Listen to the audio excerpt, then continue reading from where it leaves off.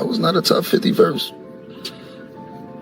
Not at all. No diplomats, no nobody else. Me, Jim Jones, check my track record, then check everybody else's track record. Then go to the billboards and check all my entries, then check all them entries. And like, if you want to go to the billboard entries, pull up Nas billboard entries, then pull up my billboard entries. Can we address one thing though? Go ahead. Jim Jones has 9 entries in the Billboard 200 with 3 top 10 albums and no number ones, while Nas has 27 entries, 16 top 10 albums, and 6 that have reached number 1 on the Billboard. One day, Jim Jones truly woke up and decided to create a feud with 3 of the biggest names in hip-hop: Nas, Pusha T, and No Malice. Additionally, he is now learning the hard way that some shots are simply not worth firing. He is being watched in slow motion by the entire industry because he believed he could throw out some innocuous viewpoints and get away with it. Instead, he set off one of the rap's most calculated retorts. Not seen in years, everyone became aware of what had happened at that point. He was more than just a dramatist. He may have even brought up Clipse all over a careless statement that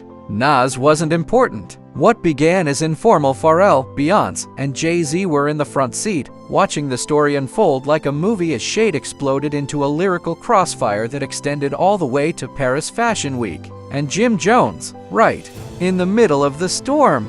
The same individual who claimed that Pusha's music had no significance for him is now being exploited as advertisement for the Clippers' return. When Jim opened his mouth to speak, you could feel Harlem fall silent. He didn't merely shoot, he brought Nas's entire history into the ring and asserted that it wasn't even noteworthy enough for actual. What's even more bizarre is that Jim didn't say anything particularly outrageous that week. He didn't only make the remark and spring back. No, he chuckled about it before continuing to double and triple down as if he was pleased with the smoke he had ignited. With Shannon Sharpe, he performed at the Breakfast Club, Bag Fuel, and Nightcap. Even appeared on live broadcasts and street interviews, all of which repeated the same message. As if it were gospel. Jim attempted to dismiss the turmoil at one point, saying he was simply being truthful as a fan. However, he then went to the next level with Bag Fuel. He completely changed the narrative by claiming that he was the cause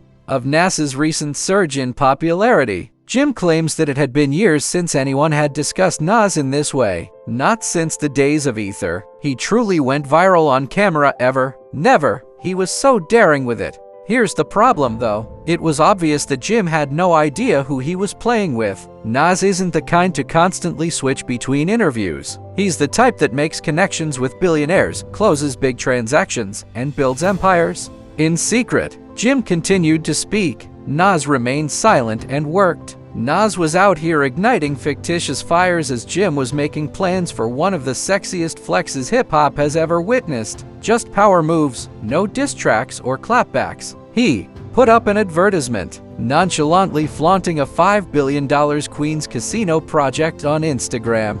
Time to make an investment in us. That wasn't only a business decision. Nas made it very evident that he is far too wealthy for this type of back and forth. Furthermore, if that had perhaps everything would have calmed down if Jim had merely used that fire to play with. However, Jim had to go farther. This he arrived for Pusha T. Pusha wasn't even in the top 50, he said, pulling his name down.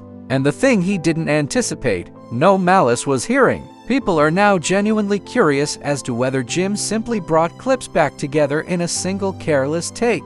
Let's go back in time a bit because Clipse didn't appear out of thin air. They have been hiding for almost 15 years. However, Pusha T had already begun sowing seeds behind the scenes. Pusha quietly hinted in Rolling Stone that he was attempting to get his brother back into the booth months before Jim even raised his voice. He stated, "Hey, listen to what I just made," I said. "We are capable of doing this," but Malice dismissed it. Pusha went on, If I had my way, the Clipse would win. My brother has the final say in the matter." Jim may have just given them the ideal pretext for getting back together. After the Clipse performed at Pharrell's Something in the Water Festival in Virginia Beach in 2022, there were a lot of rumors that they would make a comeback. Clipse returned a few months later, this time at Complex Con. Then came Chicago's Hyde Park Summerfest. When the brothers took the stage, they ripped through the timeless works of Hell Hath No Fury and No Malice and Lord Willin'. He appeared more than prepared to dive right back in. However, what took place next? The entire atmosphere changed at that point. Clipse and Pharrell were seen walking hand in hand on the Louis Vuitton runway in Paris. Pharrell had just assumed the role of creative director for LV's menswear collection. Bianca and Jay-Z were in the front row, engrossed and feeling everything. A brand new clip music was then played across the speakers during the moment that rocked the room. It was uncooked, it was quite crisp. Furthermore, it was obvious who they were targeting. Jim Jones was called out just now, during Paris Fashion Week, that is, not that a push it was being subtle. He pointed directly at Jim. Additionally, this was more than just a diss song. It was a work of art, with a touch of high fashion, a lyrical smash song co-signed by the biggest names in the game, and Pharrell behind it all. Immediately, fans began to piece it together. Was this Pharrell's covert retaliation? LV's own headquarters came up with a brilliant chess move to retaliate against Jim for years of deft remarks and disparaging remarks. Could be, particularly considering that Jim had been out here promoting Drake as the GOAT in interviews, positioning himself against Pusha's most competition. During that complicated sit-down, he made it very clear which team he is on. Suddenly, Clipse was back. Just a retaliatory song was released on one of the most famous stages in the world. No press run, no singles. Jim most likely believed he was just being slick, but no Pusha and no Malice. His remarks served as fodder for the most chilly response strategy we've saw in a long time.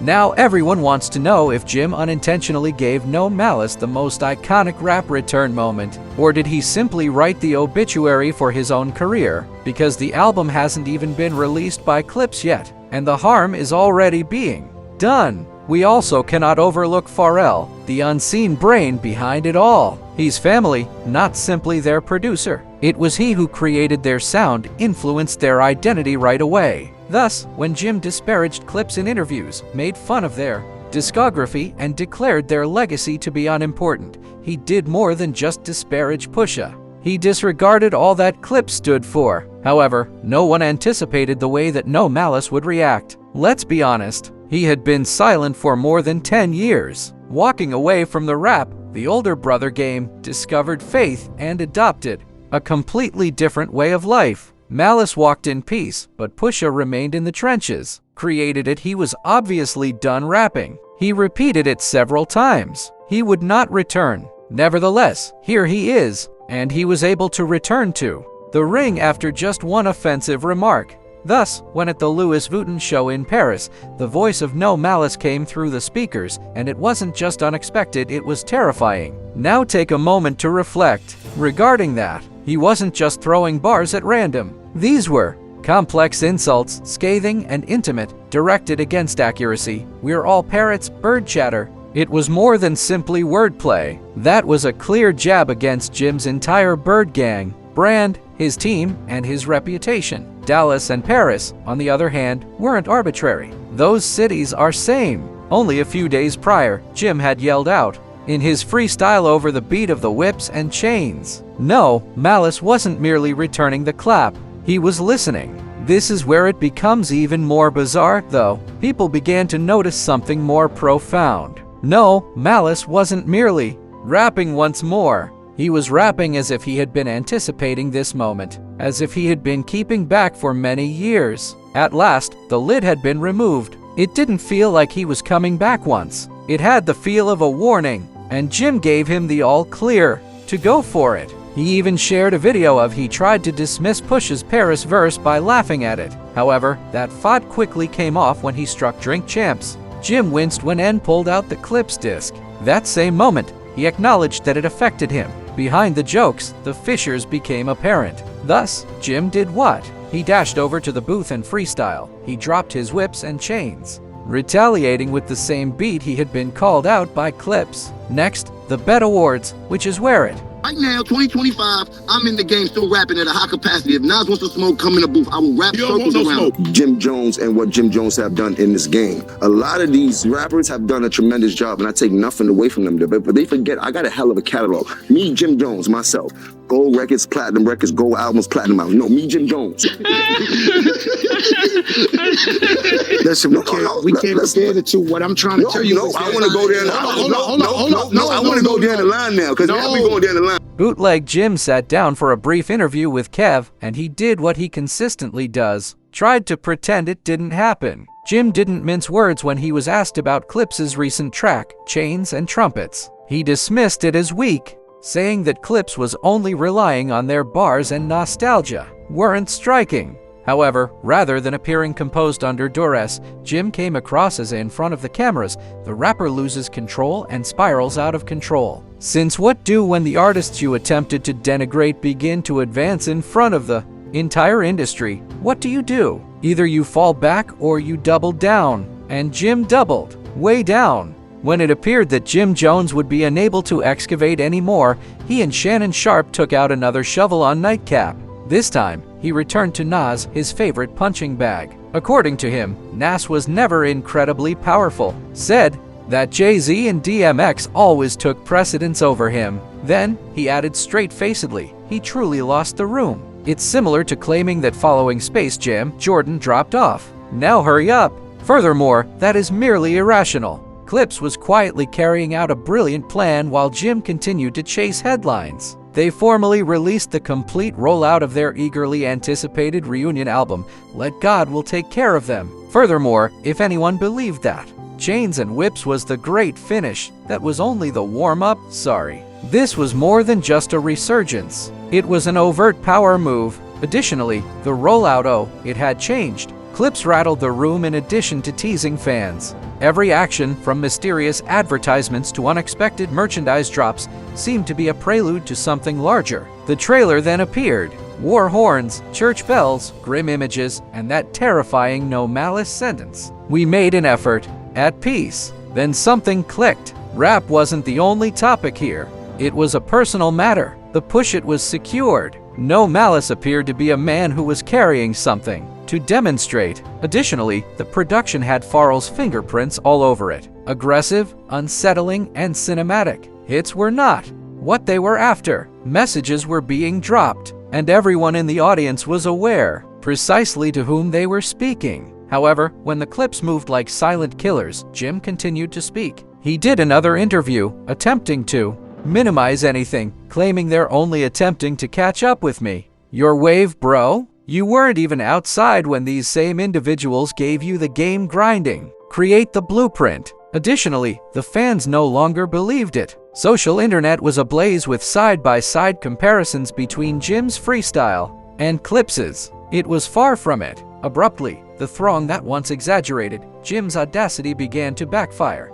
The tone changed. The laughter subsided. Because this is the truth. Clipse returned more focused, colder, and sharper than before, and it only took one man talking excessively. Jim did more than start a fight. Giants who had been waiting to remind the world who actually controls this were awakened by him. The characteristics, unquestionably legendary. Tyler, the Creator, Kendrick Lamar, Nas, and The Dream, John Legend, and Pharrell, of course, served as executive producer. Here's the twist though. This revolutionary album was first released in until they allegedly attempted to censor Kendrick's verse to drop through Def Jam. According to reports, Kendrick went off hurling clever jabs at Travis Scott, Drake, and the phony politics of the industry. Clipse would have none of it. The entire project was removed from Def Jam, and they took it directly to Roc Nation. That was the perfect move. This was no longer about nostalgia. Clipse returned as players with power. Additionally, Jim, the same person who asked Push's